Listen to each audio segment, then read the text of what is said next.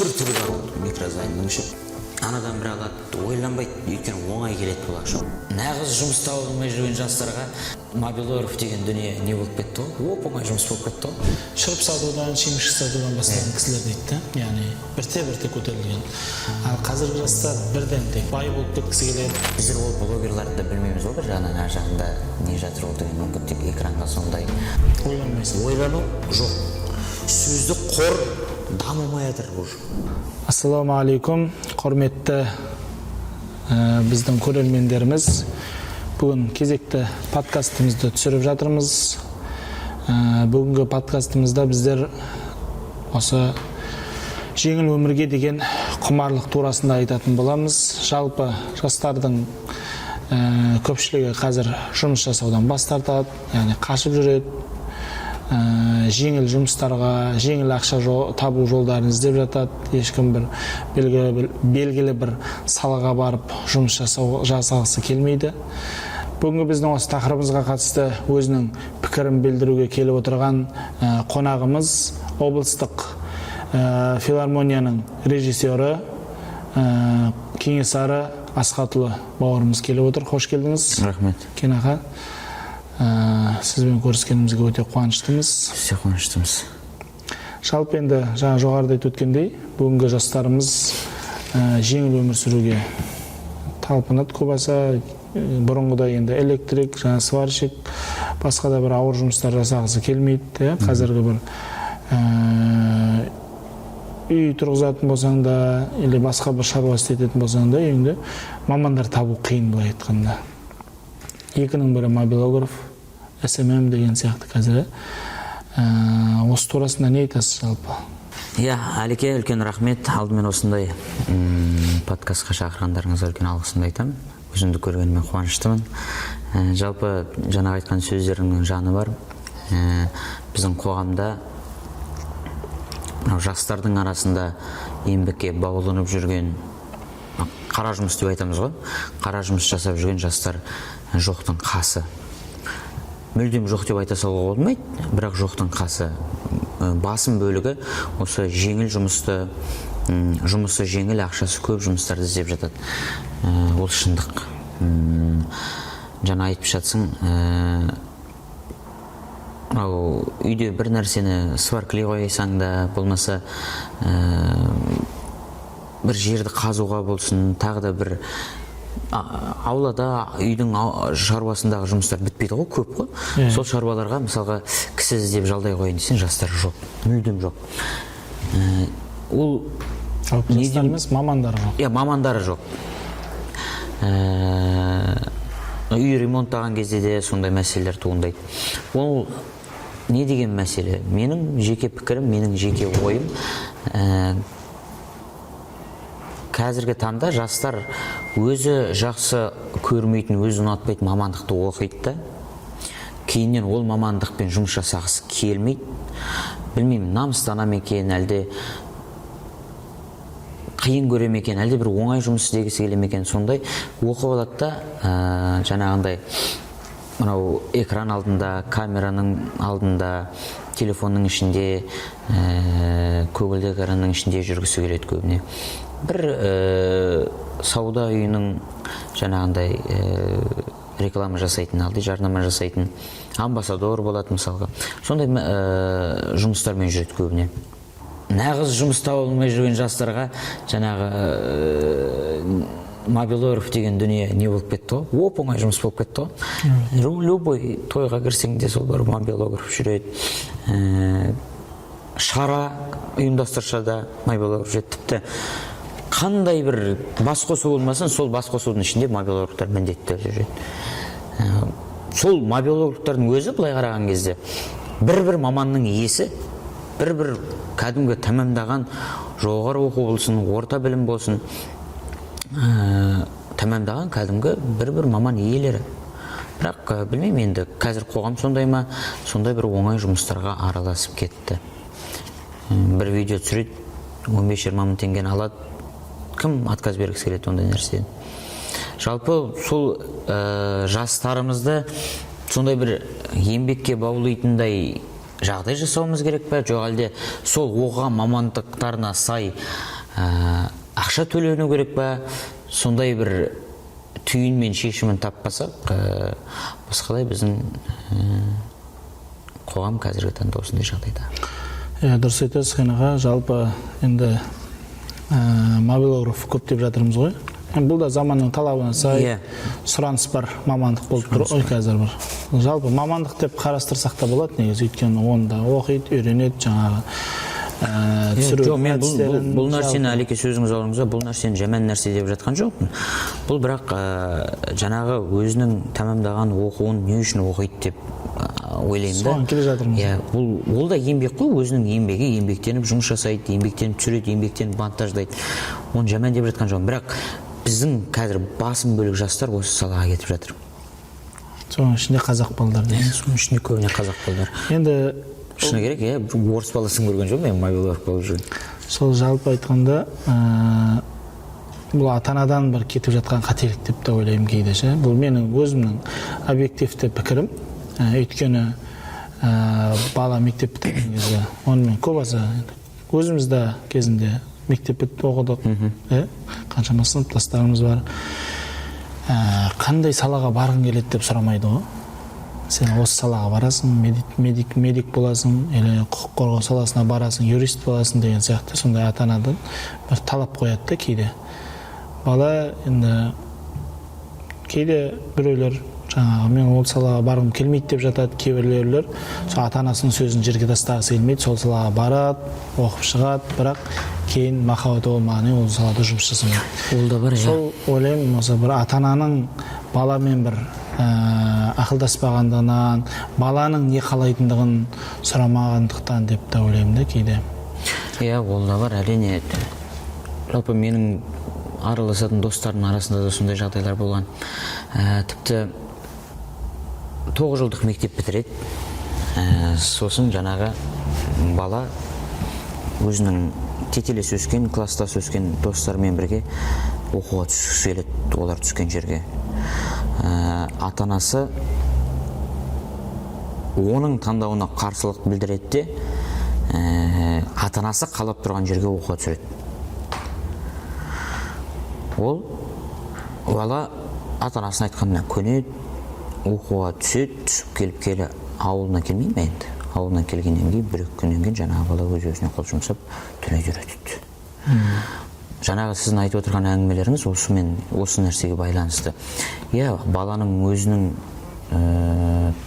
таңдауына шектеу қоймау керек, негізінде ақылдасу керек. Нағыз енді, бірақ ата-ана баласынан көпті көрді ғой, санасу керек. Бірақ бала да шектен шығып кетпейтіндей дәрежеде болу керек деп ойлаймын. Болатын баланың бетін қақпа белін бу дейді. Мүмкін. Бірақ енді болар бала боғынан деп жатады қазақ. Есін жинап, ақыл ойы бар кезде байқала бастайды сияқты негізінде. Осы бала бір әнші болады-ау, болмаса осы бала бір доктор болады-ау деген сияқты. Бойынан көрініп тұрады, адамның тұлғасынан көрініп тұрады ғой. Жалпы, жаңағы сіздің сөзіңізге қосылам, ата-ана баланың ойымен санасу керек шығар. Өйткені сондай жағдай болатын болса, жаңағы осының алдында айтқан әңгімелер болмайтын бит мүмкін.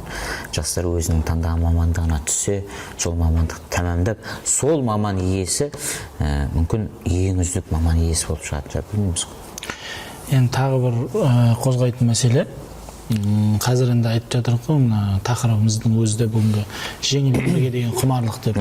Жалпы жастарымыз ауыр жұмыстан қашады деп айтып жаттық, әскерден қашып жатады, ауыр жұмыстардан қашып жатады. Тез бір сәтте байып кеткісі келеді.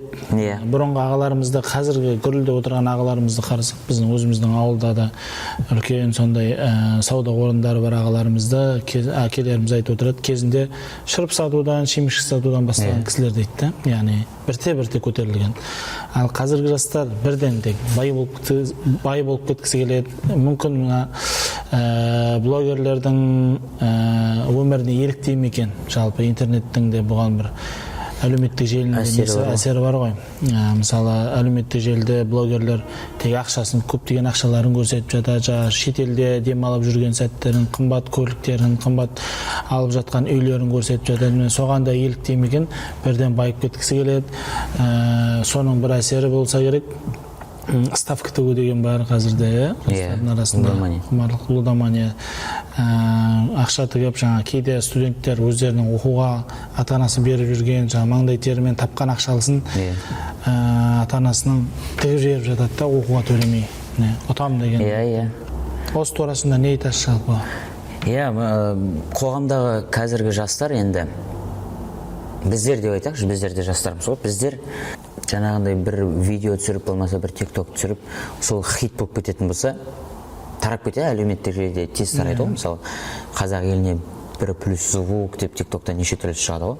Бүйтіп қалып, бір оқай сөздерді айтып, хит болып кетіп отырғандар көп. Сондай нәрселерді жасап, мен де хит болып кетем ғой деген дейтін жастар да көп. Ол енді білмеймін, мүмкін сол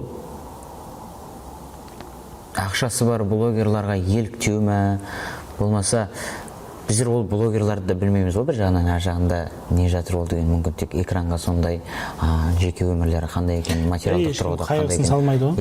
Білмейміз ғой. Сол нәрсемен қоғам тәрбиеленіп жатыр қазіргі таңда. Мысалы тиктокпен неше түрлі адамдарды көреді, неше түрлі жақсыларды көреді, жамандарды көреді. Мысалы соған еліктеп кетіп жатыр. Еліктеу деген нәрсе біздер оқу жүрген кезде, режиссур мамандығын оқып жүрген кезде, актерский деген сабақ болатын. Сол кезде актерский деген сабақ берген кезде Жанат Мұратқызы деген апайымыз біздер еліктейміз ғой, енді театрға барамыз, спектакль көреміз, спектакльде Ербол Есендосов деген актер ағамыз былай ойнады, мен солай етіп ойнаймын, алып келемін деп, мысалға бір поэзия оқиды, сол поэзияның дәл сол кісінің диктісімен, сол кісінің интонациясымен, сол кісінің характерімен оқып берсем, екіні жабыстырады да жібере береді. Сол нәрсе үлкен сабақ болды өмірде. Неге? Өйткені сен Кенесарысың ба, сен Ербол Есендосов болуға міндетті емессің. Сен Кенесарысың ба, сен Кенесар болып қалыптасуың керек. Еліктеуге сенің ешқандай құқың жоқ. Дұрыс, еліктеу өсіреді адамды, бірақ сен жеке тұлға болып қалыптасуың керек. Өзіңді қалыптастыру. Жалпы еліктеу деген нәрсе ұшпаққа ұшырмайды ғой. Адам деген, мысалы, біздер анау кәріске еліктедік, батысқа еліктедік. Не болды? Батысқа еліктедік. Неше түрлі жаңағындай қоғам, енді айтпай-ақ қойын, ашық қоғамымыз бірталай бөлінуге жақын болды. Ағамыздың сөзі бар ғой, батыстың цивилизациясын үйренеміз деп, канализациясына түсіп жатыр деген. Жалпы 21 ғасыр мәнсіз ғасыр деп ойлаймын. Неге? Өйткені қазіргі түсіріліп жатырған тиктокта видеолар болсын, трендтік видеолар болсын, тіпті көпке топырақ шашпаймын, бірақ кейбір кинолардың өзінен мән кетті ғой. Мысалға бұрын қарадық қой біз, ана Рекетир деген, мысалға айтайын да, Рекетир деген киноны қарадық. Әлі күнге дейін миымызда бар да, қалай, сюжеті қалай, не істейді, не үшін деген нәрселердің барлығына жауап тұрады миында. Қазіргі кинолар, сол жерде қарайсың, сол жерде күлесің, сол жерде қалады, или сол жерде жылайсың, тым мән-мағынасы жоқ, шиеленіс жоқ кинолар бар. Одан да жақсы кинолар бар, оның барлығына көпке топырақ шашпаймын, бірақ сондай кинолар көбейіп жатыр қазір. И дәл солай, жаңағы сен қатарынан бір 5-6 видео қарайсың, сосын жауап тастап айналып келгеннен кейін жаңағы не қарағаным есінде тұрмайды, мүлдем жоқ. Келмейді миына. Және де сол тиктокта, инстаграмда бірнеше видео қараған себебінен адамда да бірнеше эмоция болады. Мысалы, бір жерде қайғырасың, бір жерде күліп отырасың, бір жерде қуанып отырасың деген сияқты. Яғни бір сәтте, бірер минуттың ішінде адам бірнеше эмоциядан өтеді. Иә. Ол да негізі жүйкеге ауыр тиеді ғой, кейбір нәрселер, көп нәрселер. Жалпы осы әлеуметтік желінің әлбетте пайдалы жақтары да бар, бірақ кей жағынан ойлап қарасаң, мысалы бір адамдардың жастардың ойлау қабілетін төмендетіп жатқан сияқты деп ойлаймын. Мысалы адамдарда сыни ойлау қабілет деген болмайды. Бір видеоны көрді, астына комментарийлерді қарасаң, бір түбін зерттемеген, оны кім салды, не үшін салды, сондай жағдай орын алды ма, немесе оның ар жағындағы болып жатқан оқиға қандай екеніне мән бермейді, көргеніне ғана тек жазып кете береді да, ойламайды да. Мысалы бір жағынан осы әлеуметтік желіде көп отырудың несі, осы балалардың, жастардың әсіресе ойлау қабілетін төмендетіп жатыр ма деп ойлаймын. Сонымен қатар мына кішкентай, енді жалпы бала кішкентайынан тәрбие жас кезінен беріледі, көп сөйлемей жатыр да қазір, тілі кеш шығып жатыр. Оның да бір әлеуметтік желіден жаңа жыласа телефон беріп қояды қолына, ондағы көріп жатқан нәрсесі не тәрбиелік, жаңа өзіңіз айтқандай қазіргі 21-ші ғасыр мәні жоқ ғасыр дегендей, мәнсіз ғасыр дегендей, балаларға арналған мультфильмдердің өзі де мән мағынасы жоқ, сөйлемейді, бір нәрсе үйретпейді балаға, үнсіз ғана. Соның себебінен де осы жас балалардың тілі кеш шығуда сияқты. Енді мына Жапония елін алып қарайтын болсақ, баланы 6-шы сыныпқа дейін өзіндік мәдениетіне, салт дәстүріне, тек өзінің ғана тілін, жапон тілін ғана оқытады деген мектептерінде, яғни өздерінің мәдени құндылықтарын, руханиятын баланың бойына сіңіреді дегенде кішкентайынан. Ол бала өскен кезде, яғни есіне, қалай айтсақ болады, есі кірген уақытта ол сол елім дейтін, жерім дейтін, елдің қамын, халықтың қамын ойлайтын, сол мемлекетті дамуына үлес қосамыз дейтін азаматтар шығып жатыр да. Қазіргі енді әлемде былай айтқанда біз 2025 ғасырда өмір сүріп жатсақ, 2025 жылда өмір сүріп жатсақ, олар 2045-80 деп айтуға болады. Өйткені олардың екі есе алда жүр. Мәдениеттілігі, жаңағы қалай айтсақ болады, экономикасы да, қай жағынан да олар қазір алда тұр ғой. Жалпы жаңағы кішкентай балалар тәрбиелеу жөнінде ой қоса кетейін. Біздер мектеп оқып жүрген кезде балапан телеарнасы әлі бар ма екен, жоқ екен білмеймін, болды ғой бір балапан телеарнасы. Сол балапан телеарнасында саяхатшы Дара дейтін бір передача болатын еді, бағдарлама. Соның өзі, қазір сол Дараға негізінде зар болып қалдық. Сол кезде ол құптай балаларды кәдімгідей сөйлеуге үйрететін еді. Кәдімгі алаяқ ұрлама, бірге айтайық, алаяқ ұрлама деп кәдімгі үйрететін еді. Сонымен құптай қарындастарым, шектерім бірге айтып, сөйтіп сөйлеп жүретін еді. Сол кезде 2 жасар, 3 жасар балдар ғой, қарап отырып, кәдімгідей бірге айтып отыратын еді. Болмаса, ес деп қайықта келеді. Ес, бірге отырып сөйлейтін еді. Қазір ондай бағдарламалар, ондай телефонды беріп қоямыз ғой қолдарына. Телефонды беріп қоямыз. Не сөйлемейді, жаңа өзіңіз айтқан сияқты, не үндемейді. Бала да сөйлемейді, ана телефонның ішіндегі персонаждар да сөйлемейді. Бірақ сөйлемесе де, жаңағы бала не нәрсені іздеу керек екенін өзі қолына телефонды беріп, ютубты ашып қойса, өзі тауып алады. Керек нәрсесін жазып, өзі тауып алады. Бүткіл жерде солай. Бүткіл қазір көп құттай балдардың барлығы солай. Сонымен қатар қазақ тілінде де аз да. Көбісі орыс тілінде, ағылшынша, балалардың өздері қай тілде сөйлейтінін білмейді. Сосын қазір мына жасанды интеллекттің дәуірі келе жатыр ғой алда енді. Қазір басталып жатыр. Енді алдағы уақытта қалай болатынын да білмейміз. Оның пайдасы да бар, әрине пайдасы бар, жоқ емес. Бірақ мысалға мен өзім салам бойынша айтайын. Өзім өнер саласында мысалы біздер сценарий жазамыз. Любой концертке сценарий жазамыз. Сценарий жазған кезде қазірдің өзінде осы нәрсеге бейімделіп қалғанбыз. Бір нәрсенің шешімін шығармай жатсақ, болмаса бір сөйлем құрастыра алмай жатсақ, ChatGPT бар ғой қазір. Соған жаза саласың, атып шығады, ой, оңай нәрсе. Алдында копировать етіп ұстайды. Ойланбайсың. Ойлану жоқ. Сөздік қор дамымай жатыр уже. Автоматически, автоматты түрде сен ізденбейсің, кітаптан да болмаса мақалалардан іздемейсің, жазып жібересің, дайын нәрсені аласың да сала қоясың. Бұл бір жағынан біздің жұмысымыз жеңілдетіп жатыр. Бір жағынан адамның дамуына кері әсерін тигізіп жатыр. Былай айтқанда адам емес, жасанды интеллект біздің орнымызға жұмыс жасап жатыр. Біздің орнымызға жұмыс жасап жатыр. Бұның да жақсы жағы да жаман жағы да бар. Көрдіңіз бе? Жақсы, рахмет. Кен аға, енді келесі мәселе. Жаңа жоғарыда айттық қой, жастар еңбектенгісі келмейді деп. Негізі еңбектің наны тәтті дейді ғой, былай айтқанда. Қазірде мына өзіңіз бағана жоғарыда айтып өткендей, қарыздардан құтыла алмай қол жұмсап жасады деп, жаңа суицид жасап жатады деп айттыңыз. Қазірде көп таралып жатқан займ, ақша беру.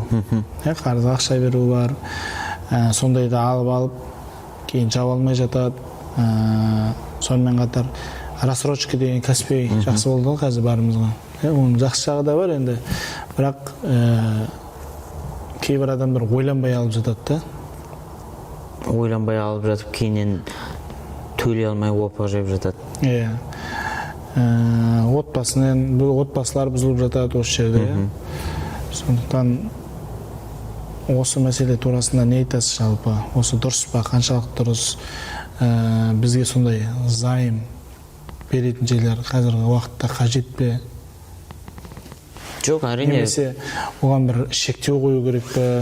Яғни жас ерекшеліктеріне қарай шектеу қою керек пе?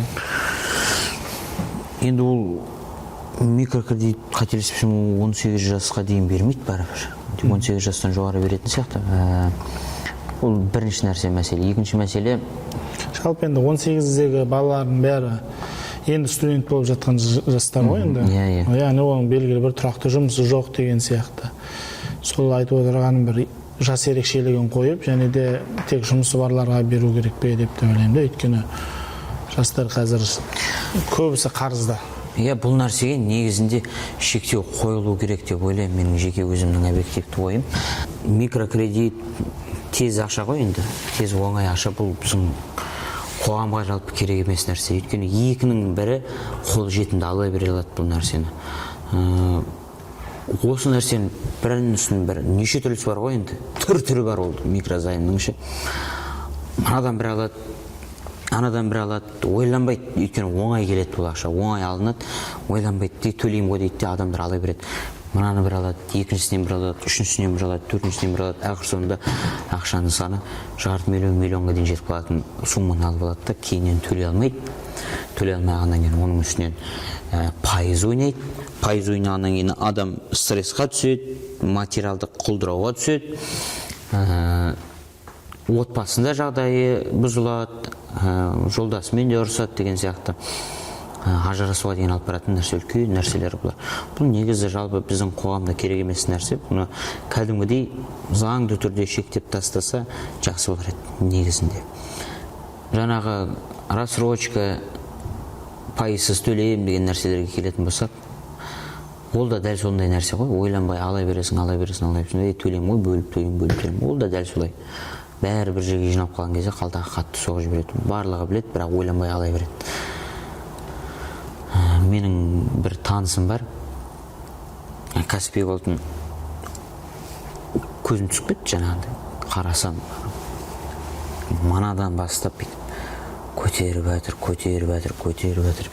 Шейтмен ала бергенде, анан барлығын қосқанда айына бір где-то 1 миллион, 2 миллион төлейтін сияқты. Ол нәрсенің барлығы қаржылай сауатсыздықтың кесірінен ғой. Қазіргі мына көп жастар енді студенттік шақта балдарға, ата-анамызға жүк түсірмейміз, басына ауыртпалық түсірмейміз деп алып алады да, кейіннен төлей алмай тош болып жеп жатады. Көрсе қыздар деген нәрсе бар жалпы. Бір енді қатты қажеттілік жоқ, бірақ алып алады. Жаңа телефон шықты ма, мысалы, өзінің қолындағысы жасайды, бірақ соған қарамай ауыстырып жататындар бар деген сияқты. Енді жаңа айттық қой жоғарыда ставка мәселесіне, ойынға букмекерлік кеңселерде ақша тігіп жататын, ол да бір жеңіл ақша табудың жолы ғой, былай айтқанда ұтам деп ойлайды да адамдар. Негізі бұл шариғи тұрғыдан да дұрыс емес нәрселер ғой, тыйым салынған шариғатымызда да. Жалпы осы қарыз мәселесіне келгенде, мынау Қадыр атамыздың бір керемет оқиғасы бар, Қадыр Мырзали атамыздың. Қадыр атамыз жалпы ешкімге қарызға ақша бергісі келмейді емес, қалай айтсақ болады, бермей өмір сүрген ғой енді. Содан бір кісі келіп, қарызға ақша сұрайын деп келеді ғой. Қадыр енді сезіп қойған ол нәрсені, ақша сұрайын деп отырғанын. Құшақтасып, Қадеке қалыңыз қалай деп амандаспаймын, жаңағы қарыз сұрайтын кісі. Қадеке қалыңыз қалай, аман есенсіз бе? Шүкір Алла, шүкір Алла. Ешкімге қарыз бермей, ешкімнен қарыз алмай өмір сүріп жатырық деп айтады. Осы Қадыр атамыз сияқты ұстаным болатын болса, бізде қарызсыз қоғам мүмкін көбейетін шығар. Бір оқиға есіме түсіп отыр, бір ағамыз айтқан еді. Бір рет айлығын тегіп ұтады. Барлық айлығын ақшасын салып, бірінші рет ұтады да, енді тағы да көбірек шығаруға болады екен ғой деп, тағы салады. Жаңағы басындағы, яғни бағы тайды деп айтамыз ба, қалай болады екен? Қол шықпай қалады вообще. Қол шықпай, керісінше болып кетеді ғой. Қарызға кіреді, проблемалар басталады, былай айтқанда. Бір күні баласының туған күні болады. Туған күні болғанда баласына сыйлық алатын ақшасы жоқ екен да. Сол кезде бар ойланған ол кісі. Оған дейін тегі ойнап жүре берген. Баласының туған күні келген кезде сыйлық алайын десе, баласы ақша жоқ қаласында. Сол кезде ойланып, есін жиып, мен ақша ұтылған жоғым, мен отбасымның маған деген сенімінен ұтылдым деп айтқанда. Яғни әрбір адамның тірегі отбасы ғой бұл. Ең жақындарымыз, отбасымыз болғаннан кейін, яғни солардың қам үшін, солар үшін еңбектеніп жүр ғой әрбір ер азамат.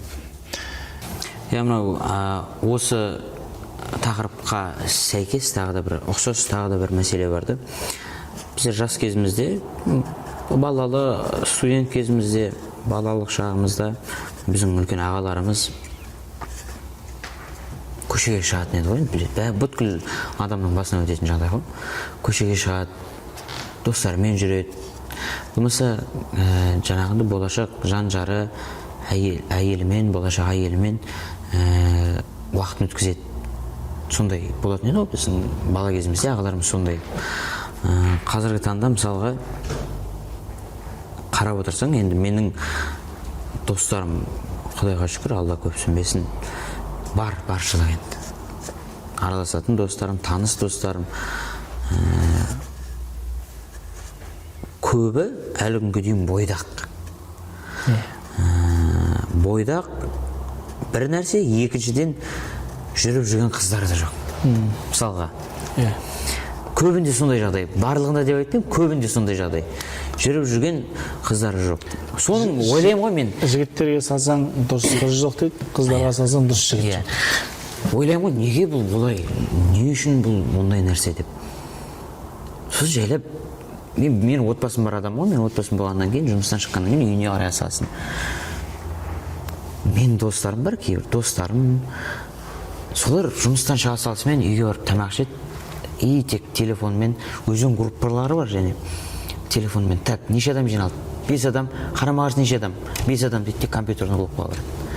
Содан мысалға кешкі сағат 9-дан кіргеннен түнгі 3, таңғы 4-ке дейін компьютердің клубта уақыттарын өткізіп жатады. Кешкі уақыт серуенге, болмаса достарына, үйдегі ата-анасына уақыт бөлінбейді. Өзінің жеке жаңағы әлемге кіріп кетеді. Мен ана клубқа кіріп көрдім, бір рет ойнап көрдім өзім. Өмірімді бір рет ойнап көрдім. Ұнаған да жоқ, түсіне алған да жоқ, бір-бірімен айқай, қарылыс, төбелес, кәдімгі прямой ойнайтын болып тұр өздерімен өздері. Сол нәрсе енді қоғамға кері әсерін тигізіп жатыр деп ойлаймын.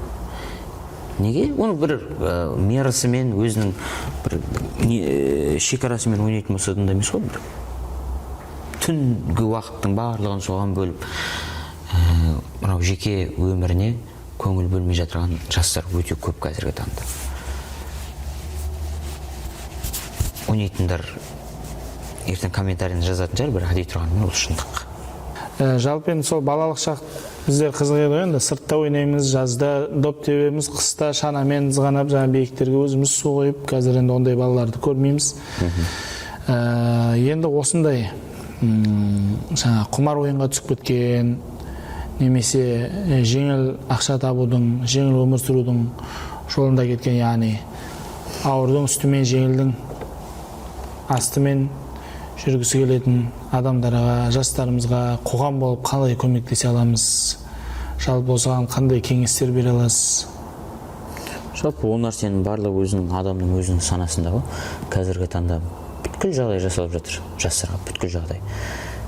Неше түрлі орталықтар да ашылып жатыр, неше түрлі бас қосатын жиындар да болып жатыр. Адамның өзінің санасында бүткіл нәрсе.